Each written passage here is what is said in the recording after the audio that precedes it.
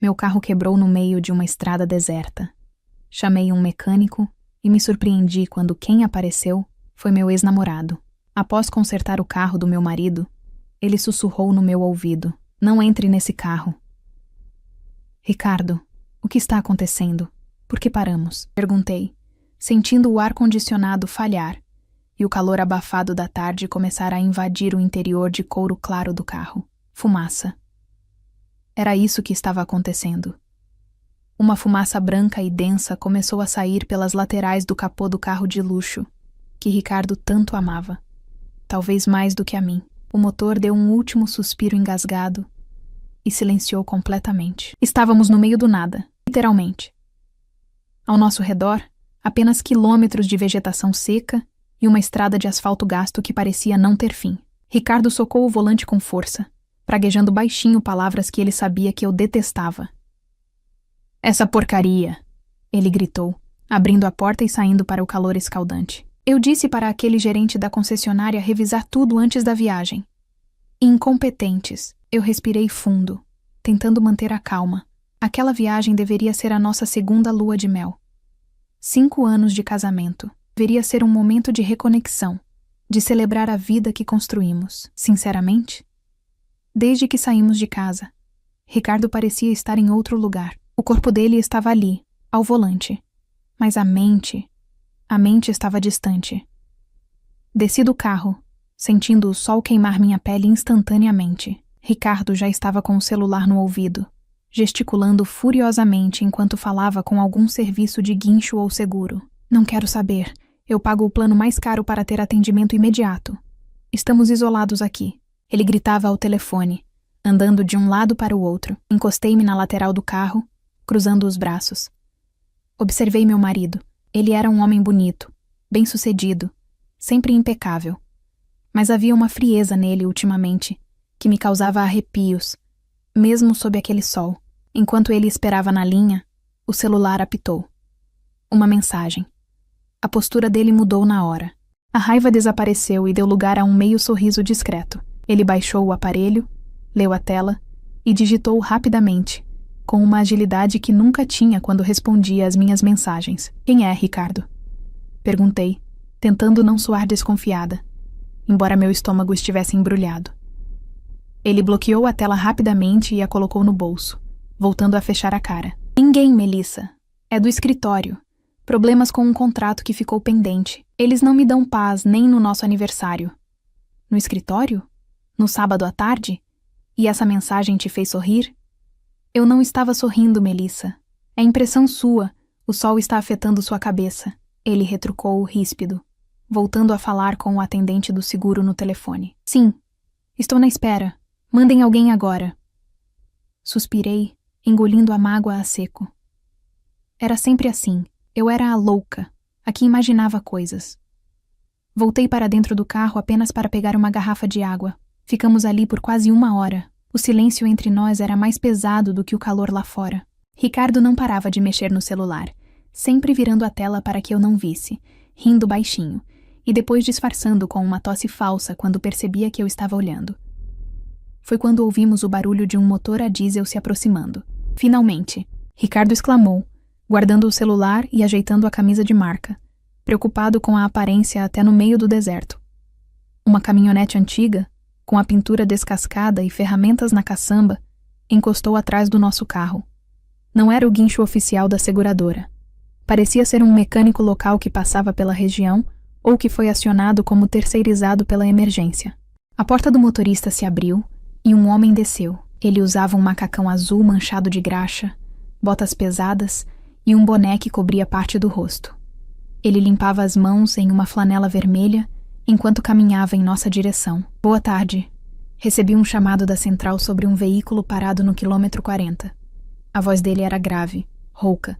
Uma voz que fez meu coração errar uma batida antes mesmo de eu ver seu rosto. Quando ele levantou a cabeça para olhar o motor, nossos olhares se cruzaram. O tempo parou. Não é modo de falar. Por um segundo, o som dos grilos, o vento na vegetação, a respiração irritada do Ricardo, tudo sumiu. Era ele. Bruno. Meus olhos se arregalaram e eu levei a mão à boca, segurando um grito de surpresa. Bruno, meu grande amor da juventude. O homem com quem planejei uma vida simples e feliz. O homem que há 2 anos sumiu da minha vida sem deixar um bilhete, uma mensagem, nada. Ele simplesmente evaporou, deixando meu coração em pedaços e o caminho livre para Ricardo, que na época era apenas um conhecido insistente, me consolar. Bruno parecia mais forte, mais maduro. A barba estava por fazer e havia uma cicatriz pequena perto da sobrancelha que ele não tinha antes. Mas eram os mesmos olhos castanhos profundos que costumavam me olhar com tanto carinho. Agora, porém, havia uma sombra neles, uma dor contida. Bruno, sussurrei, tão baixo que só eu escutei. Ele travou por um instante ao me ver. Vi amassando o rosto dele contrair. Ele engoliu em seco, desviou o olhar de mim rapidamente e focou em Ricardo. O senhor é o proprietário? Bruno perguntou, com um tom extremamente profissional, como se nunca tivesse me visto na vida. Ricardo, claro, nem notou a tensão. Para ele, Bruno era apenas um prestador de serviço sujo de graxa. Sou eu. E já era hora. Esse carro simplesmente morreu. Eu exijo que você conserte isso rápido. Temos uma reserva em um hotel de luxo e estamos atrasados. Vou dar uma olhada, senhor, disse Bruno pegando a caixa de ferramentas. Ele passou por mim para chegar ao capô. Senti o cheiro dele. Uma mistura de óleo de motor, sabonete simples e aquele cheiro natural que eu nunca esqueci. Ele não me olhou, mas senti a energia dele vibrar ao meu lado.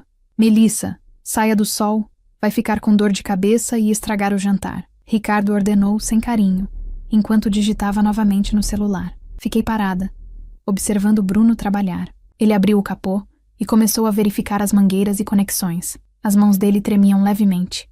Algo imperceptível para Ricardo, mas claro para mim. Ele estava tão abalado quanto eu. Parece ser superaquecimento, mas preciso verificar a parte elétrica por baixo, disse Bruno, deitando-se no chão quente de asfalto para olhar por baixo do carro. Ricardo bufou e se afastou, indo para a sombra de uma árvore seca um pouco distante para fazer uma ligação importante. Eu dei um passo à frente, chegando mais perto das pernas de Bruno, que estavam para fora do carro. Por que você sumiu? Perguntei, num sussurro desesperado, aproveitando que Ricardo estava gritando ao telefone longe dali. Bruno não respondeu imediatamente. Ouvi o barulho de chaves metálicas batendo. De repente, o barulho parou. Bruno estava embaixo do banco do carona, na parte externa, verificando o chassi. O corpo dele ficou tenso. Ele viu algo. Eu percebi pela forma como ele parou de respirar por um segundo. Ele deslizou para fora devagar, com o rosto sujo de graxa e uma expressão que eu não conseguia decifrar. Era medo? Era raiva? Ele limpou o suor da testa com o antebraço e olhou para a direção onde Ricardo estava, certificando-se de que meu marido não estava olhando. Depois, olhou para mim. Tem algo errado com esse carro, senhora? Ele disse alto, para que Ricardo ouvisse caso estivesse prestando atenção, mas seus olhos diziam outra coisa. Eles gritavam: perigo! O que foi? Perguntei, sentindo um frio na espinha. Bruno se levantou, limpando as mãos. Ele parecia ter visto um fantasma. O que quer que estivesse embaixo daquele carro ou escondido na estrutura, tinha deixado ele alarmado. Ele disfarçou rapidamente sua reação quando viu Ricardo desligar o telefone e vir em nossa direção. O problema é mais complexo do que parecia, disse Bruno, a voz firme. Mas eu conhecia aquele tom. Ele estava escondendo algo grave. Vou precisar de alguns minutos a mais. Ricardo chegou perto, impaciente. Mais tempo? Escuta aqui, rapaz. É necessário, senhor.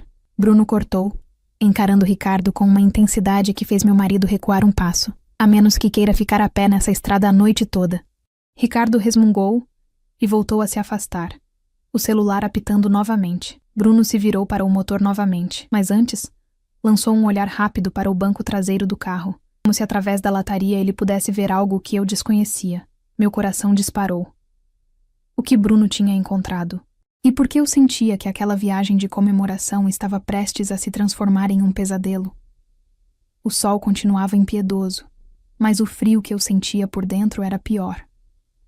Ver Bruno ali, com as mãos sujas de graxa e aquele olhar preocupado, despertou em mim uma tempestade de sentimentos que eu lutei 2 anos para enterrar. Bruno limpou as mãos na flanela novamente e caminhou em direção a Ricardo, que estava encostado numa árvore seca a alguns metros, rindo para a tela do celular. Senhor? Chamou Bruno com a voz firme. Preciso que o senhor venha ver uma coisa. O problema no motor pode ter afetado a parte elétrica traseira. É importante. Ricardo nem levantou a cabeça. Fez um gesto de descaso com a mão livre, como se estivesse espantando uma mosca. Resolva, rapaz. Eu te pago para consertar, não para me dar aulas de mecânica. Se precisa trocar algo, troque. Fale com a minha esposa. Ela entende mais dessas coisas triviais do que eu. Estou resolvendo um problema de milhões aqui. A arrogância de Ricardo era palpável.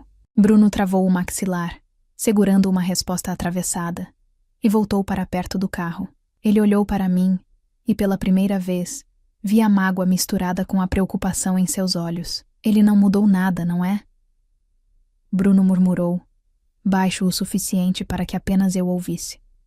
Aproveitei a oportunidade. Ricardo estava longe o bastante, distraído com sua reunião digital. Dei um passo à frente, fingindo observar o motor. Bruno, por favor, me diz a verdade. Minha voz tremeu. Por que você foi embora daquele jeito? Sem uma carta, sem uma ligação? Nós íamos nos casar. Você simplesmente desapareceu e me deixou plantada, achando que eu não significava nada para você. Bruno parou de mexer nas ferramentas. Ele olhou para os lados, checando a posição de Ricardo, e depois fixou os olhos nos meus. Via dor ali. Muita dor. Você acha que eu quis ir embora, Melissa? Ele sussurrou, a voz rouca de emoção. Acha que eu deixaria a mulher da minha vida para trás se tivesse escolha? Então o que aconteceu? Insisti, sentindo as lágrimas queimarem meus olhos. Eu fui ameaçado, Mel. Ele se inclinou sobre o motor, fingindo apertar um parafuso para que ninguém desconfiasse da nossa conversa. 2 dias antes de eu sumir, fui cercado saindo da oficina. Eram homens perigosos. Disseram que se eu não sumisse da cidade e da sua vida, algo terrível aconteceria com você e com a minha mãe. Eles sabiam onde a gente morava, sabiam sua rotina. Eu não podia arriscar a sua vida. Meu mundo girou. Ameaçado? Por quem faria isso, Bruno? Nós não tínhamos inimigos. Gente poderosa. Gente com dinheiro, ele respondeu, lançando um olhar rápido e cortante na direção de Ricardo. Antes que eu pudesse processar aquela informação, Bruno mudou de assunto bruscamente. Preciso abrir o porta-malas. O módulo de controle fica lá atrás. Tenho uma suspeita e preciso confirmar. Ele caminhou até a traseira do carro. Eu o segui, ainda atordoada com a revelação. Bruno abriu o porta-malas, que estava cheio com as malas de grife do Ricardo, e apenas uma bolsa pequena minha.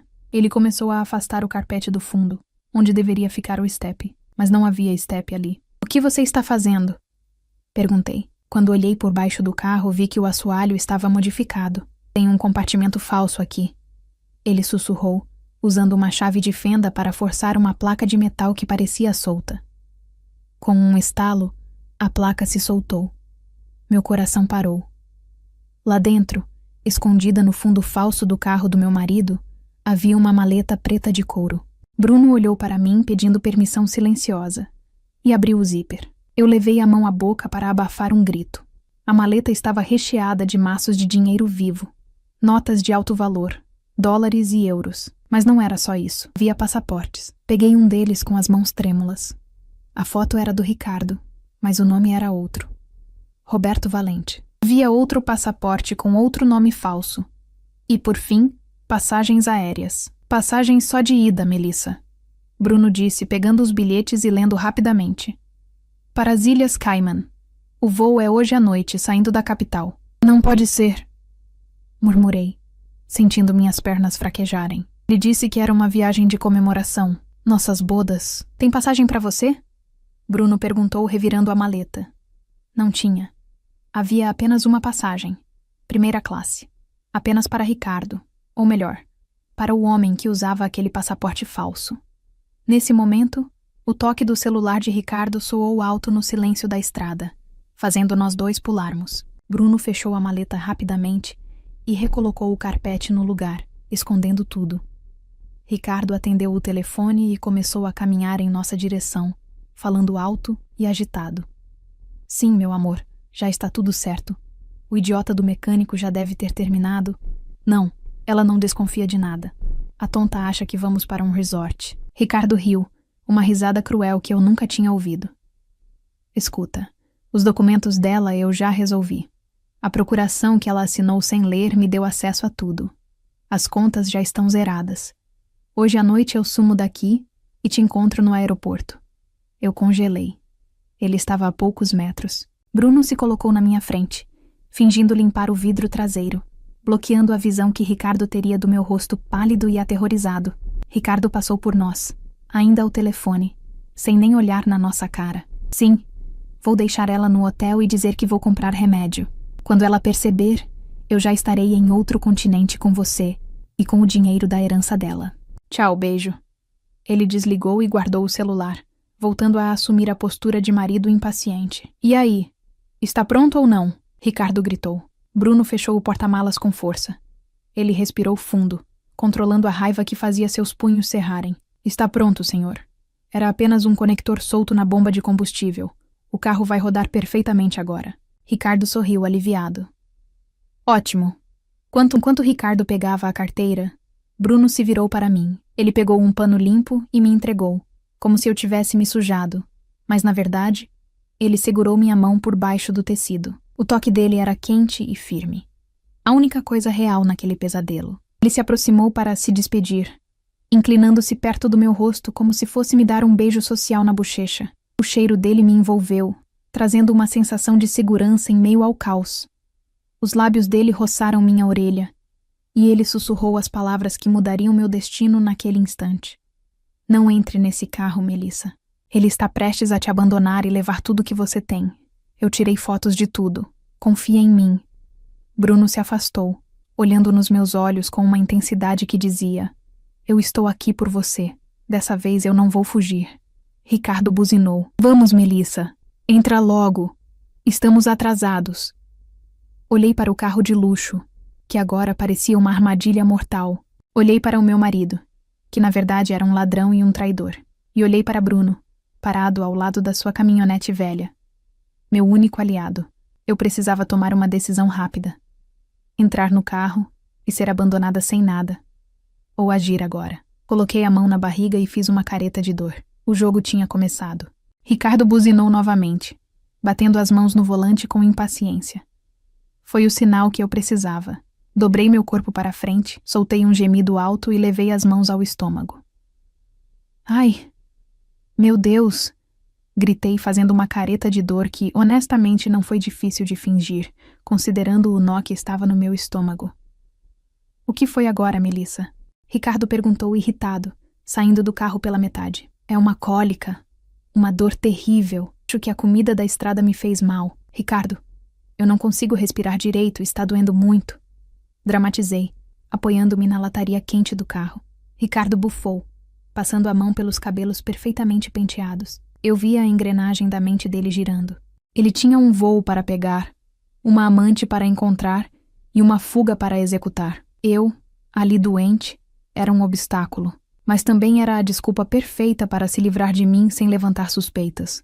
Entra no carro. Vou te levar no posto de saúde da próxima cidade. É no caminho, disse ele, ríspido, sem nem me ajudar a caminhar. Entrei no carro. A viagem de 20 minutos até a pequena cidade vizinha foi silenciosa. Eu gemia de vez em quando para manter o teatro, enquanto observava Ricardo checar o relógio a cada 30 segundos. Ele estava ansioso. Assim que paramos na frente de uma pequena clínica particular de urgência, Ricardo mal esperou eu tirar o cinto. Vai lá, faz a ficha. Eu preciso ir até o hotel fazer o check-in e deixar as malas. Eles são rigorosos com o horário. Vou deixar você aqui sendo atendida e volto para te buscar assim que estiver medicada. Era a mentira mais deslavada do mundo. Ele nunca voltaria. Tudo bem, amor, disse eu com a voz fraca, segurando a vontade de vomitar de nojo. Vai lá. Eu te espero. Desci do carro. Ricardo nem olhou para trás. Acelerou cantando pneus, ansioso para sua nova vida. Assim que o carro dele virou a esquina e sumiu na estrada, minha postura mudou. A dor física desapareceu, dando lugar a uma adrenalina fria e calculista. Entrei na clínica apenas para usar o banheiro e lavar o rosto. Peguei meu celular e liguei para o único número que importava agora. Bruno, falei assim que ele atendeu. Estou a 2 quarteirões da clínica, respondeu ele ofegante. Eu segui vocês. Vi quando ele te deixou. Você está bem? Ele te machucou? Estou bem. Ele foi embora, Bruno. Ele acha que vai fugir. Você tirou as fotos? Tirei. Tenho fotos dos passaportes falsos, do dinheiro e das passagens. Estou indo te encontrar na recepção agora. 5 minutos depois, Bruno entrou na clínica. Ele ainda estava com o macacão de mecânico, mas para mim, parecia um cavaleiro de armadura. Sentamos em um banco afastado na sala de espera vazia. Ele me entregou o celular dele com as imagens. Lá estava. A prova do crime. Passaportes em nome de Roberto Valente.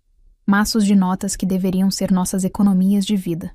E uma passagem para Paris, com conexão para as Ilhas Cayman. Melissa, Bruno segurou minha mão. E dessa vez não havia pressa. Preciso te contar o resto. Há 2 anos, quando fui ameaçado, foi ele. Eu olhei para Bruno, sentindo as lágrimas voltarem. O Ricardo? Sim, ele me procurou na oficina. Ele não era seu namorado ainda.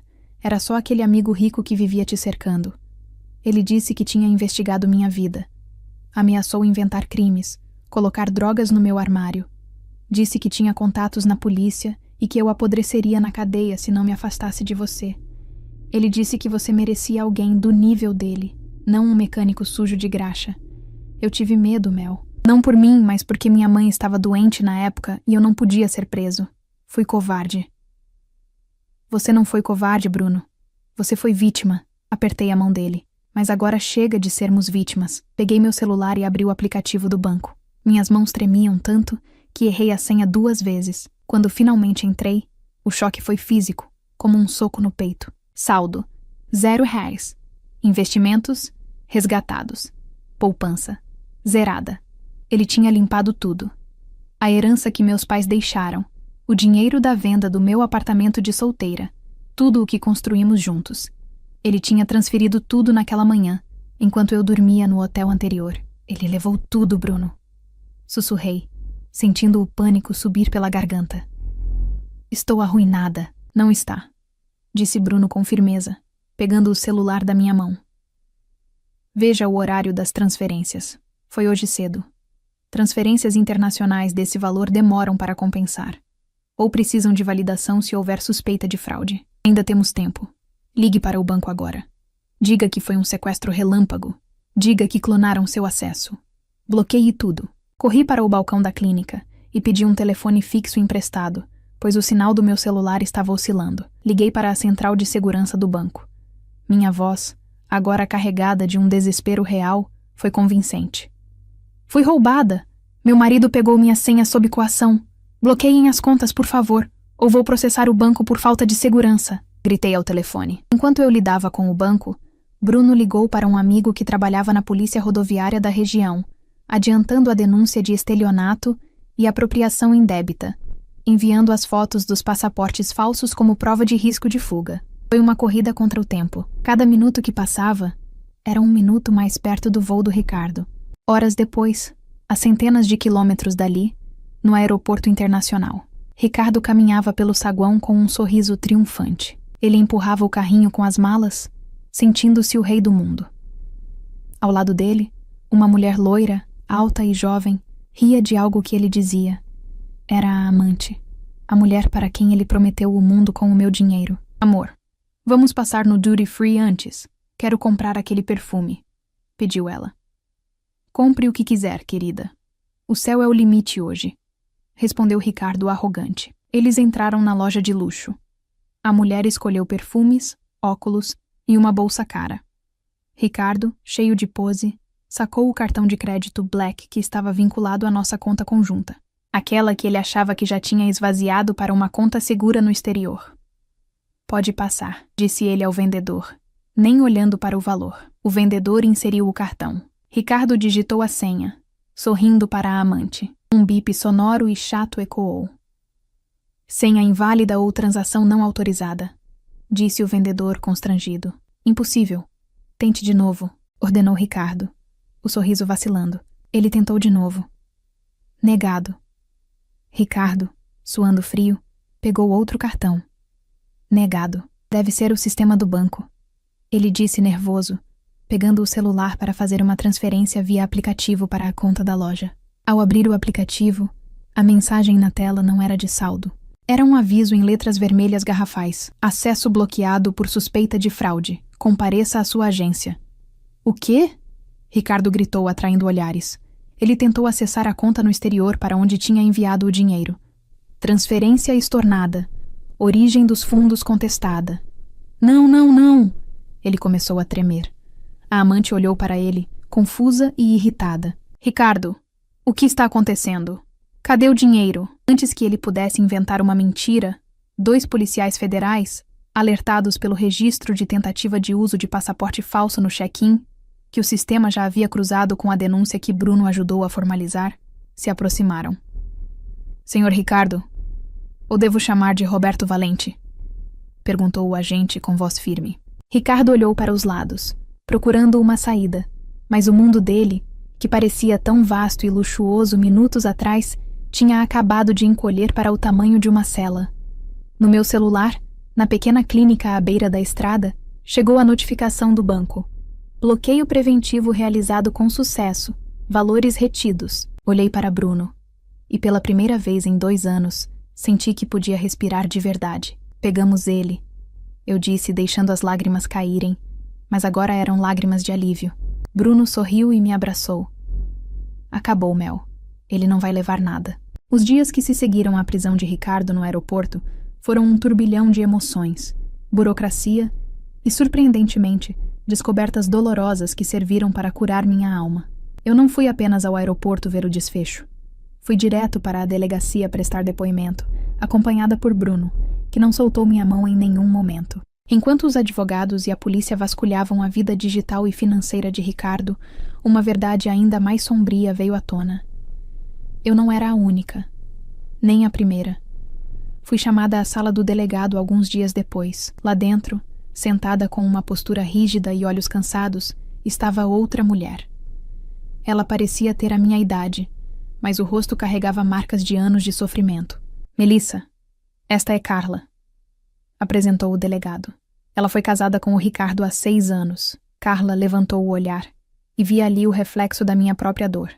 Conversamos por horas. Ela me contou como o Ricardo, usando outro nome e outra história de vida, a seduziu, casou-se com ela e, meses depois, desapareceu levando todo o dinheiro da venda da casa dos pais dela. Ela ficou arruinada, sem chão, acreditando que tinha sido abandonada por falta de amor, quando, na verdade, tinha sido vítima de um golpe frio e calculado. Eu passei anos achando que o problema era eu, disse Carla, segurando uma xícara de café com as mãos trêmulas. Ele me fez sentir que eu não era suficiente. Saber que ele fez o mesmo com você, sinto muito, Melissa. Mas também sinto um alívio. Não somos culpadas de nada. Ele é um predador. Aquela conversa tirou um peso enorme das minhas costas. A sensação de rejeição que Ricardo tentou plantar em mim durante a viagem, as mensagens escondidas, o desprezo, tudo era parte do teatro dele. Não era sobre mim. Era sobre a ganância dele. O processo foi rápido, graças às provas contundentes que Bruno resgatou do fundo falso daquele carro e aos bloqueios bancários que fizemos a tempo. Ricardo tentou de tudo. Alegou insanidade, tentou culpar a amante, que também o processou assim que descobriu que ele era falido. Mas a justiça foi implacável. Ele foi condenado por fraude, estelionato e falsidade ideológica. Todos os bens que ele tentou esconder foram rastreados e bloqueados. A lei determinou que cada centavo fosse devolvido às vítimas. Eu recuperei minha herança integralmente. E, em um ato de justiça divina, parte dos bens que ele ainda tinha em nome de Laranjas foi liquidada para ressarcir Carla, que finalmente pôde recomeçar a vida com dignidade. Consegui a anulação do meu casamento em tempo recorde. Para a lei, aquela união baseada em mentiras nunca existiu de verdade. E para o meu coração, ela já tinha acabado no momento em que vi aquele carro quebrar na estrada. Mas o verdadeiro recomeço não foi financeiro. Foi emocional. Semanas depois de toda a poeira baixar, eu estava na oficina de Bruno. Ele estava consertando um trator antigo, concentrado, com aquela mesma expressão séria que eu amava. Fiquei observando-o da porta por alguns minutos. Aquele homem simples, que não precisava de ternos caros, ou carros de luxo para ser alguém de valor, tinha me salvado de todas as formas possíveis. Bruno? Chamei. Ele se virou, limpando as mãos no macacão, e sorriu. Aquele sorriso genuíno que iluminava o ambiente. Oi, Mel. Notícias do advogado? Tudo resolvido. Sou uma mulher livre e com meu nome limpo novamente.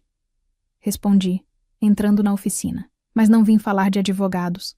Vim falar de nós. Bruno baixou o olhar, ficando sério de repente. Mel, sobre o que eu disse na estrada, sobre eu ter ido embora há 2 anos. Eu preciso que você saiba que eu nunca deixei de pensar em você. Nem por um dia. Eu trabalhava dia e noite tentando juntar dinheiro, pensando que talvez um dia eu pudesse voltar e te proteger de longe. Mas eu fui fraco. Eu devia ter enfrentado ele. Eu devia ter lutado por você na época. Me aproximei e coloquei as mãos no rosto dele, sentindo a barba por fazer roçar na minha pele. Você não foi fraco, Bruno. Você tentou proteger sua mãe e a mim. Aquele homem era perigoso e manipulador. Mas o destino...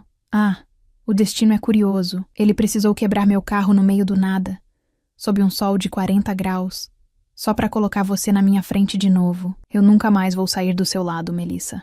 Nunca mais. Ele disse com a voz embargada. Eu te amo. Sempre amei. Eu também te amo, Bruno. E não quero perder mais nenhum segundo. Beijá-lo ali, com cheiro de óleo e graxa ao redor, foi melhor do que qualquer jantar romântico em Paris que Ricardo tivesse prometido falsamente. Era real. Era sólido. 1 ano se passou. O sol estava se pondo, tingindo o céu de laranja e roxo, exatamente como naquela tarde fatídica. Mas agora, o cenário era diferente. Não havia um carro quebrado soltando fumaça, nem gritos de raiva, nem medo. Havia flores, muitas flores do campo decorando um arco de madeira simples montado à beira daquela mesma estrada deserta. Optamos por fazer nossa cerimônia ali. Alguns acharam loucura casar no lugar onde fui traída e quase perdi tudo. Mas para mim e para Bruno, fazia todo o sentido. Foi ali que a mentira acabou e a verdade recomeçou. Foi naquele quilômetro esquecido de asfalto que a vida me deu uma segunda chance. A cerimônia foi simples. Apenas nossos familiares mais próximos, a mãe de Bruno, agora recuperada e radiante na primeira fila, e Carla, que se tornou uma das minhas melhores amigas. Eu usava um vestido leve, branco, e meus pés estavam descalços na terra morna. Bruno estava lindo com uma camisa de linho e calça bege, os olhos brilhando de lágrimas. Quando o juiz de paz perguntou se aceitávamos um ao outro, um vento suave soprou, balançando as fitas da decoração. Eu aceito, disse Bruno, segurando minhas mãos com firmeza. Aceito ser seu parceiro, seu amigo e seu amor, na estrada boa e na estrada ruim. Eu aceito, respondi, sentindo meu coração transbordar de uma paz que eu não sentia há anos. Não houve necessidade de votos complexos ou festas milionárias. A maior riqueza estava ali. A lealdade. Enquanto os convidados jogavam pétalas de rosas sobre nós, olhei para o horizonte daquela estrada infinita. Um dia, ela foi o cenário do meu maior desespero. Hoje, ela era o caminho para o meu futuro. Ricardo estava pagando pelo que fez, sozinho e esquecido em uma cela fria. Eu estava livre, amada e inteira. Entramos na caminhonete velha de Bruno, que agora estava decorada com uma placa de recém-casados, pintada à mão. Ele ligou o motor, aquele barulho familiar e seguro, e segurou minha mão sobre o câmbio. Pronta para a viagem, senhora Melissa? Ele perguntou sorrindo. Pronta, meu amor. Contanto que seja com você, qualquer caminho serve. E assim, deixamos o passado para trás na poeira da estrada, dirigindo em direção a um pôr do sol que, dessa vez, prometia apenas dias felizes.